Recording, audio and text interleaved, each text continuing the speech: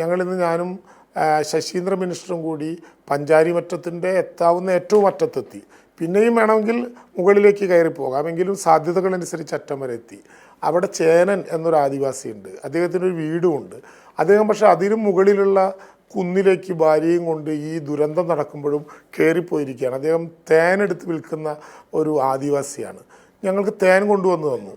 എന്നിട്ട് ഞങ്ങളോട് കഥ വിവരിച്ചു. അപ്പോൾ ചേതനോട് ഞങ്ങൾ ചോദിച്ചു, എപ്പോഴാണ് ഈ വിവരം അറിഞ്ഞത്? ചേനൻ പറഞ്ഞു, ആദ്യം അറിഞ്ഞയാൾ ഞാനാണ്, ഏറ്റവും മുകളിലേക്ക് ഈ വിവരം കിട്ടിയാൽ ഞാനാണ്. ഞാൻ അപ്പം തന്നെ ഈ ആളുകളെ മുഴുവൻ തയ്യാറാക്കി താഴത്തോട്ട് പോകാൻ പറഞ്ഞു. ഇതിൻ്റെ സൂചനകൾ ഞങ്ങൾക്ക് കിട്ടി. ഇതെല്ലാം പറഞ്ഞ് ഞാൻ പക്ഷേ മുകളിലോട്ട് കയറിപ്പോയി. എൻ്റെ കുടുംബത്തെ 14 പേരും താഴത്തോട്ടുണ്ട്, ഞാനും ഭാര്യയും മാത്രമാണ് മുകളിലുള്ളത്. ഞങ്ങളുടെ സംഘാംഗങ്ങളിൽ ഒരാൾ ചോദിച്ചു, ഇത് കേട്ട് വികാരപരമായി പറഞ്ഞത് കേട്ടിട്ട് ഞങ്ങളുടെ സംഘാംഗങ്ങളിൽ ഒരാൾ ചോദിച്ചു, അപ്പോൾ ഈ ഉരുള് പൊട്ടിയപ്പോൾ ചേരൻ പേടിച്ചില്ലേ എന്ന് ചോദിച്ചു. ഞാൻ അത്ഭുതപ്പെട്ടു.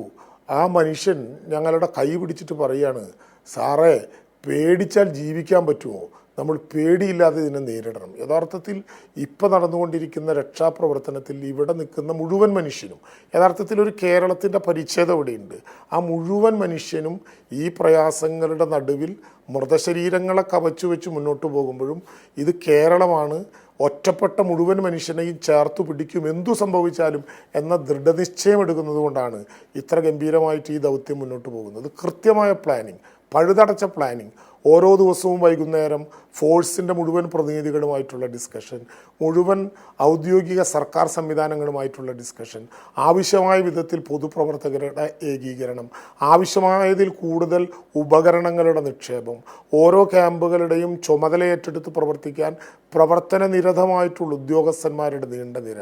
സത്യത്തിൽ ശരത്ത് ഇവിടെ വന്നാൽ കാണുന്ന ഏറ്റവും സന്തോഷകരമായൊരു കാര്യം, യുവത്വം പഴയതുപോലെ അത്ര പ്രസരിപ്പില്ല, രംഗത്തിറങ്ങുന്നില്ല, അവർ ഡീജകളുടെ പിന്നാലെ പോകുന്നു, ഇങ്ങനെയൊക്കെ പറയുന്ന പുതിയ കുറേ അഭിപ്രായ പ്രകടനങ്ങൾ ഉണ്ടായിട്ടുണ്ട്. പക്ഷേ ഇവിടെ വന്നാൽ നിങ്ങൾക്ക് കാണാം യഥാർത്ഥ ചെറുപ്പത്തെ.